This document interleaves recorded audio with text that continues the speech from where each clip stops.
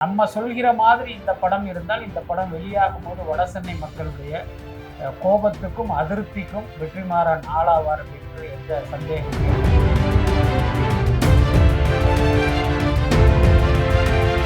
ஆனா தனுஷை பொறுத்த வரைக்கும் ரொம்ப ஜெனியூனா வெற்றிமாறன் என்ன கேட்டாலும் கையெழுத்து போட்டு கொடுத்துருங்கன்னா அவருடைய மேனேஜர் ஸ்ரேயாஸ் சொல்லியிருக்காரு. ஸ்ரேயாஸ் தான் குண்டர்பாருடைய சைனிங் அத்தாரிட்டி. அதனால அவரை பொறுத்த வரைக்கும் வெற்றிமாறன் வந்து ஒரு மரியாதைக்குரியவர், அவருடைய நண்பர்.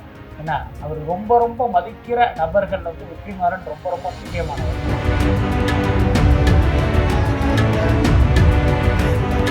வடசென்னை படத்துல தனுஷ் வந்து ஜெயிலுக்கு போயிடுவாரு. அவர் ஜெயில இருக்கிற காலகட்டத்தில் வெளியே நடக்கிற கதை தான் இந்த கதை. அதனால அவரை பொறுத்த வரைக்கும் கான்கிரீட்டா சில விஷயங்கள்லாம் இதுக்குள்ளார இருக்கு. அதை வச்சு அவர் ஈஸியா பண்ணிடுவாருன்னு நினைக்கிறேன். பட் அதே நேரம் வெற்றிமாறனுக்குன்னு ஒரு இயல்பு.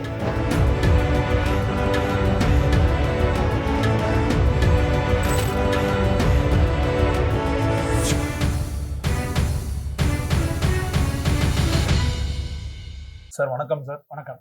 எப்படி சார் இருக்கீங்க? சிம்பு அவர்களோட இந்த அரசன் படத்தோட அந்த ஃபர்ஸ்ட் லுக் வந்திருக்கு.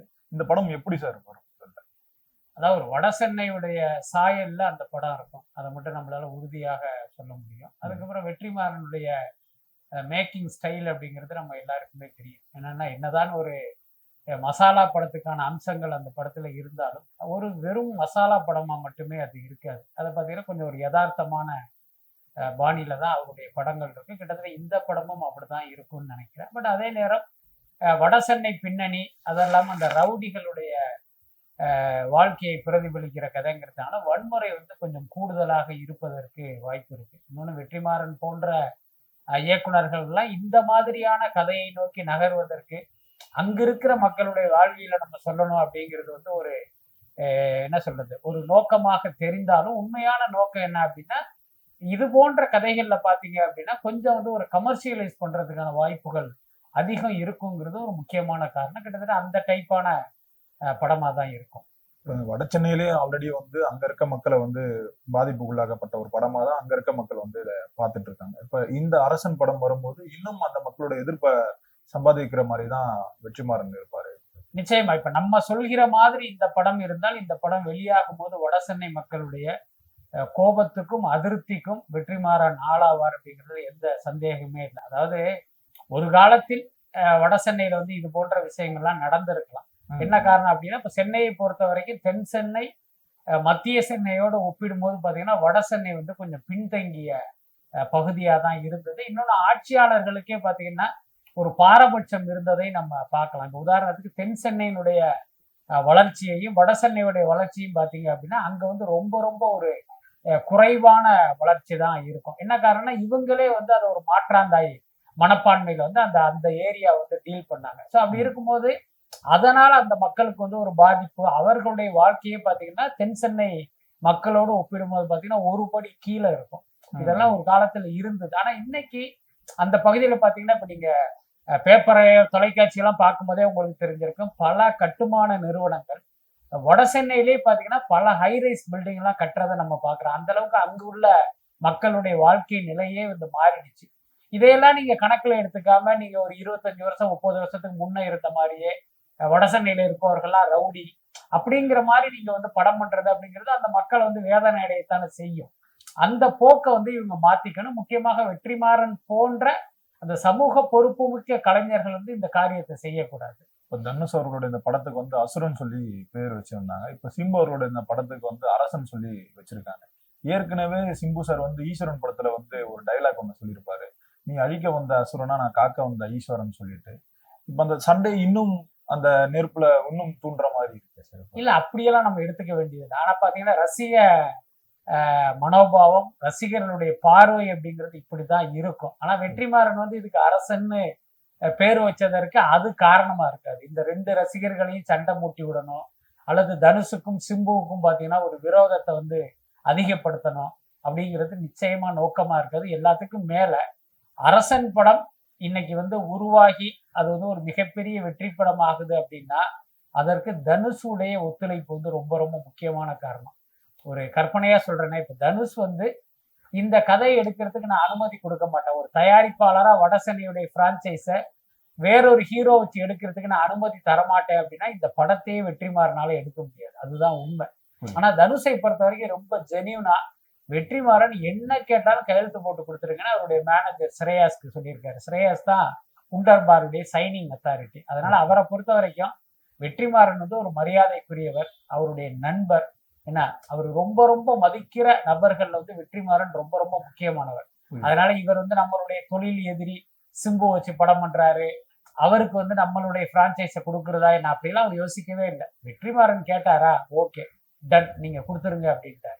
ஸோ அப்படிப்பட்ட தனுஷுடைய மனசு வந்து நிச்சயமா வெற்றிமாறனுக்கு தெரியும். அப்படி இருக்கும்போது அவரை வந்து வேதனைப்படுத்துற மாதிரி அல்லது அவரை ட்ரிகர் பண்ற மாதிரியான ஒரு விஷயத்த வந்து கண்டிப்பா பண்ண மாட்டாரு. என்னை பொறுத்த வரைக்கும் இந்த கதைக்கு இந்த அரசன்கிற தலைப்பு வந்து பொருத்தமா இருந்திருக்குன்னு நினைக்கிறேன். எல்லாத்துக்கும் மேல என்னுடைய யூகமா சொல்றேன், அதுல வந்து அவருடைய கதாபாத்திரத்தின் பெயர் கூட அப்படி இருப்பதற்கு வாய்ப்பு இருக்கு. அதனால அந்த டைட்டில் வச்சிருக்காரு. எல்லாத்துக்கும் மேல அந்த அசுரன் அரசன் அப்படிங்கிற அந்த சென்டிமெண்ட்டும் இதுல ஒர்க் ஆகுறதுக்கு வாய்ப்பு இருக்கு. என்னன்னா அசுரன் ஒரு டைட்டில் வச்சா அது இதே தானு தான் தயாரிப்பாளர், அது ஒரு பெரிய அளவுல வெற்றி அடைஞ்சது.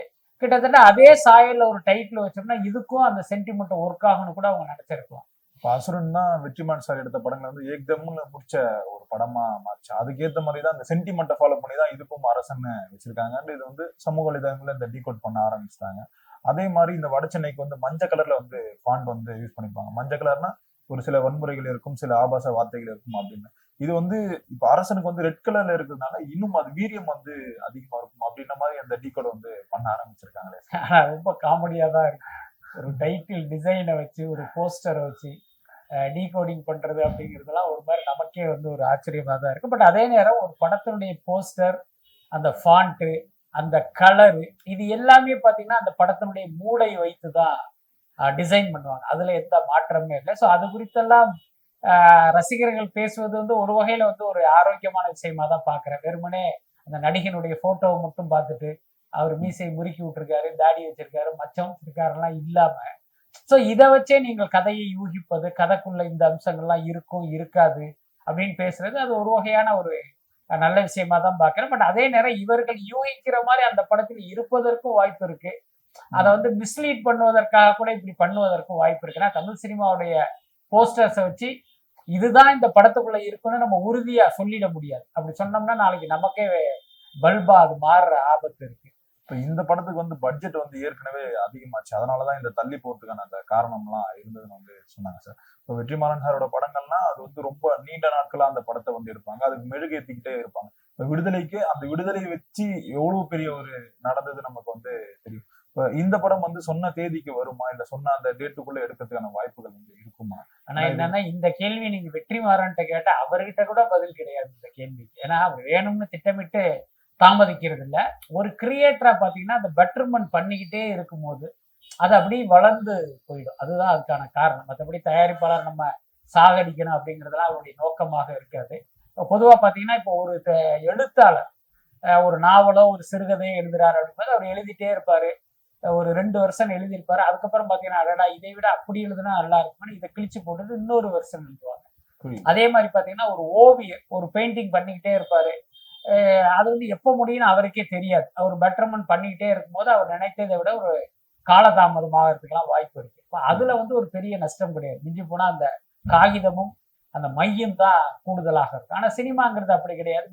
மிகப்பெரிய பொருட்செலவில் எடுக்கிற ஒரு விஷயம் அது. அதனால பாத்தீங்கன்னா இதுக்கும் வந்து ஒரு காலக்கெடுங்கிறது ரொம்ப தேவைதான். விடுதலை பட விவகாரத்துல வெற்றிமாறன் அதை வந்து சரியாக ஃபாலோ பண்ணல. அதனாலதான் இந்த தயாரிப்பாளருக்கே நஷ்டம். ஆனா என்னை பொறுத்த வரைக்கும் இந்த அரசன் பட விவகாரத்தில் வெற்றிமாறன் அப்படி நடக்க மாட்டாருன்னு நான் நம்புறேன். என்ன காரணம்னா இந்த படம் தொடங்கியதே வாடிவாசலால் தானுக்கு ஏற்பட்ட இழப்பை ஈடுகட்டுவதற்கு தான். அதனால இதுல வந்து அந்த மாதிரியே வளர்த்துட்டு போக மாட்டாருன்னு நினைக்கிறேன். எல்லாத்துக்கும் மேல பாத்தீங்கன்னா இந்த படத்தினுடைய கதைங்கிறது ஏற்கனவே கான்கிரீட்டா அவருடைய மைண்ட்ல இருக்கு. நம்ம கூட பல நேர்காணல்ல சொன்னதுதான். வட சென்னை படத்துல தனுஷ் வந்து ஜெயிலுக்கு போயிடுவாரு. அவர் ஜெயில இருக்கிற காலகட்டத்தில் வெளியே நடக்கிற கதை தான் இந்த கதை. அதனால அவரை பொறுத்த வரைக்கும் கான்கிரீட்டா சில விஷயங்கள்லாம் இதுக்குள்ளார இருக்கு. அதை வச்சு அவர் ஈஸியா பண்ணிடுவாருன்னு நினைக்கிறேன். பட் அதே நேரம் வெற்றிமாறனுக்குன்னு ஒரு இயல்பு இருக்கு. அந்த படம் முடிகிற நேரத்தில் கூட அடடா இந்த இடத்துல இப்படி ஒரு லேயரை சேர்க்கலாமே அப்படின்னு வந்து அவர் அதை எக்ஸ்டெண்ட் பண்றதுக்கும் வாய்ப்பு இருக்கு. அதனால நான் ஏற்கனவே சொன்னதுதான் பதில். இது வெற்றிமாறனுக்கே தெரியாத ரகசியம்.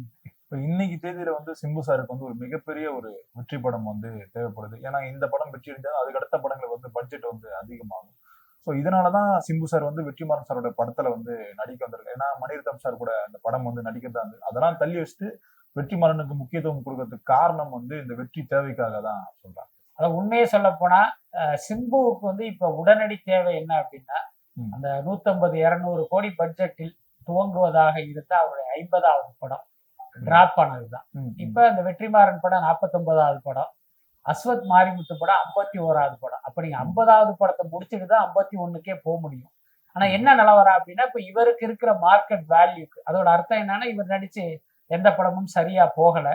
அப்படி இருக்கும்போது இவரை நம்பி 200 கோடி ரூபா போடுவதற்கு யாருமே தயாரா இல்லை. அதனாலதான் அந்த ப்ராஜெக்ட் டிராப் ஆனது. இப்ப அதற்கு சிம்பு என்ன யோசிச்சாரு அப்படின்னா, அதுக்கு முன்னால நம்ம வந்து ஒரு வெற்றி படம் கொடுத்தா நம்மளுடைய வேல்யூ ஏறும். இப்ப நம்ம 50வது படத்தை நினைச்ச மாதிரி எடுக்கலாங்கிற அடிப்படையில தான் இந்த படத்திலேயே அவர் நடிக்க ஒத்துக்கிட்டாரு. எல்லாத்துக்கும் மேல இந்த படத்துல சிம்பு நடிக்க ஒத்துக்கிட்டே பாத்தீங்கன்னா ஒரு 2 மணி நேரம் 3 மணி நேரத்துக்குள் நடந்த விஷயம்.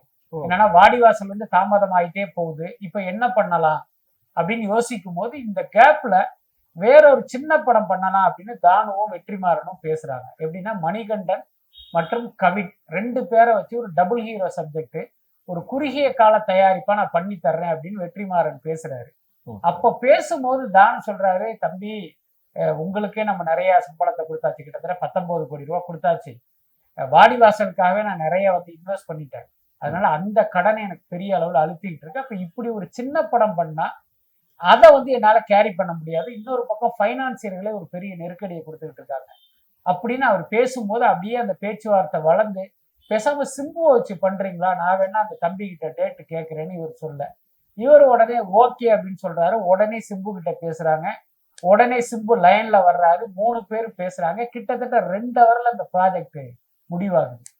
என்ன கேட்டா சிம்புவுடைய கரியர்லயே இவ்வளவு குயிக்கா ஒரு ப்ராஜெக்ட் வந்து டிசைன் பண்ணப்பட்டது இந்த படம் தான். அப்ப சிம்பு வந்து இந்த படத்தை இவ்வளவு குயிக்கா ஒத்துக்கிட்டதுக்கு என்ன காரணம்னா, இப்ப அவருக்கும் ஒரு தேவை இருக்கு. சோ அதனாலதான் இந்த படத்திலேயே அவர் ஒத்துக்கிட்டாரு. பட் என்னை பொறுத்த வரைக்கும் என்ன காரணத்துக்காக இந்த ப்ராஜெக்ட் அவர் ஒத்துக்கிட்டாரா அதை கடைசி வரைக்கும் அவர் மைண்ட்ல வச்சுட்டு கரெக்டா இந்த படத்தை முடிச்சு கொடுக்கணும். அது ரொம்ப ரொம்ப முக்கியமானது. இப்போ ஒரு காலகட்டத்துல வந்து சிம்பு வந்து சரியா ஷூட்டிங் வர மாட்டாரு, லேட்டா வருவாரு, அப்புறம் இந்த உடல் பருமன் வந்து அதிகமாச்சு அப்படின்ற மாதிரி நிறைய விமர்சனங்கள் வந்து அவர் மேல இருந்தது சார். ஒரு கட்டத்துக்கு மேல அவரே கம்பேக் கொடுத்துட்டு இந்த உடல் பருமன்லாம் குடிச்சிட்டு குறைச்சிட்டு அதுக்கப்புறம் இந்த ஷூட்டிங்லாம் சீக்கிரமா வரதெல்லாம் பண்ணிட்டு இருந்தார். அப்படி இருந்தும் அவருக்கு ஒரு வெற்றி படம் வந்து அமையறதுக்கு காரணமா என்ன சார் இருக்கு? ஏன்னா இப்போ அவருடைய சக போட்டியாளர் வந்து தனுஷ் வந்து நிறைய படங்கள் வந்து தொடர்ந்து நடிச்சாரு. இப்போ சிம்பு கம்பேக் கொடுத்து ஒரு 5 படங்கள் தான் நடிச்சிருக்காரு. இன்னொரு பக்கம் வந்து தனுஷ் ஒரு 10 படங்களுக்கு மேல நடிச்சிட்டாரு. ஒரு சைடு வந்து டைரக்ட் பண்ண ஆரம்பிச்சிட்டாரு, பாலிவுட் போக ஆரம்பிச்சாரு, ஹாலிவுட் போக ஆரம்பிச்சாரு. சிம்புக்கு ஏன் அந்த மாதிரி அமையல? அதாவது ரொம்ப வெளிப்படையா சொல்லணும் அப்படின்னா, இன்றைய சினிமாவில், தமிழ் சினிமாவில் சின்சியாரிட்டியும் உழைப்பும் தனுஷ் அளவுக்கு எந்த எஃபர்ட்டும் தனுஷ் அளவுக்கு எந்த ஹீரோக்களும் போடுறதே இல்லை. நீங்க பாத்தீங்கன்னா ஒரு படத்துக்கு இன்னொரு படத்துக்கும் பாத்தீங்கன்னா ஒரு நாள் கூட ஓய்வு எடுக்காமையெல்லாம் இவர் பண்ணியிருக்காரு. அதெல்லாம் நான் கேள்விப்பட்டிருக்கேன். இந்த சமீபத்துல பாத்தீங்கன்னா ஒரு படத்தை முடிக்கிறாரு, முடிச்சுட்டு அடுத்த நாளே கிளம்பி பாத்தீங்கன்னா பாம்பேக்கு போய் அந்த ஹிந்தி படத்தை ஸ்டார்ட் பண்றாரு. இப்ப விஜய் போன்ற நடிகர்கள்லாம் என்ன பண்ணுவாங்கன்னா ஒரு படத்துக்கு இன்னொரு படத்துக்கு குறைந்தபட்சம் ஒரு மாசமாவது ஒரு ரெஸ்ட் எடுப்பாங்க. ஆனா தனுஷ் வந்து ஒரு நாள் கூட ரெஸ்ட் எடுக்காம இன்னொரு படத்துக்கு போறதெல்லாம் நம்ம கேள்விப்படுறோம். ஸோ அந்த அளவுக்கு பாத்தீங்கன்னா அவருடைய வேகமும் உழைப்பும் தான் நீங்க சொல்ற மாதிரி இத்தனை படங்கள் வெளிவருவதற்கு காரணம். அப்படியே இந்த பக்கம் வந்தீங்கன்னா சிம்பு பக்கம், சிம்பு வந்து மிகச்சிறந்த நடிகர், மிக திறமையானவர். உங்களுக்கு தெரியும், சின்ன வயசுல இருந்தே அவருடைய நடிப்பை நிரூபித்த ஒரு கலைஞர். ஆனா என்ன சிம்பு கிட்ட ஒரு சிக்கல் அப்படின்னா, நாம பல படங்கள் நடிச்சு அந்த படம் வெற்றி அடைந்து அந்த வெற்றியை வச்சு நம்ம சம்பளத்தை ஏத்தணும் அப்படின்னு நினைக்காம தன்னுடைய போட்டியாளர்களுடைய சம்பளத்தை எல்லாம் கணக்குல வச்சு இவர் சம்பளத்தை ஏத்துறாரு. ஆனா இந்த கேப்ல ஒரு படம் கூட இவர் நடிச்சிருக்கவே மாட்டாரு. இப்ப பாத்தீங்கன்னா இப்ப ஒரு படத்துக்கு வந்து ஒரு சம்பளம் பேசுவாரு, இத்தனை கோடி அப்படின்னு சொல்லுவாரு. அந்த கோடிக்கு அந்த தயாரிப்பாளர் ஒத்துக்கிட்டு அப்படியே அந்த ப்ராசஸ் எல்லாம் நடக்கும்போது திடீர்னு பாத்தீங்கன்னா ஒரு சிவகார்த்திகேயனோ தனுஷோ நடித்த ஒரு படம் ரிலீஸ் ஆகி வெற்றி அடைந்து அவங்க சம்பளம் ஏறிடும். உடனே இவர் என்ன பண்ணுவாரு, ஏன் சம்பளத்தையும் அவ்வளவு கொடுங்கன்னு கேட்பாரு. அப்ப இந்த ப்ராஜெக்ட் அப்படி டிலே ஆகும். ஸோ இப்படித்தான் வந்து சிம்புவுடைய அப்ரோச் இருக்கு. அதனாலதான் அவருக்கு இவ்வளவு பெரிய பின்னடைவு. எப்பயுமே பாத்தீங்கன்னா ஒரு நடிகருக்கு எந்த அடிப்படையில் தயாரிப்பாளர் சம்பளம் கொடுப்பாங்க, இவரை வச்சு படம் எடுத்தா இவ்வளவு ரூபாய்க்கு வியாபாரம் ஆகும், இவ்வளவு ரூபாய்க்கு வசூல் ஆகும், இப்ப நமக்கும் இவ்வளவு ரூபாய் லாபம் கிடைக்குங்கிற அடிப்படையில தான் உங்களுக்கு சம்பளமே கொடுப்பாங்க.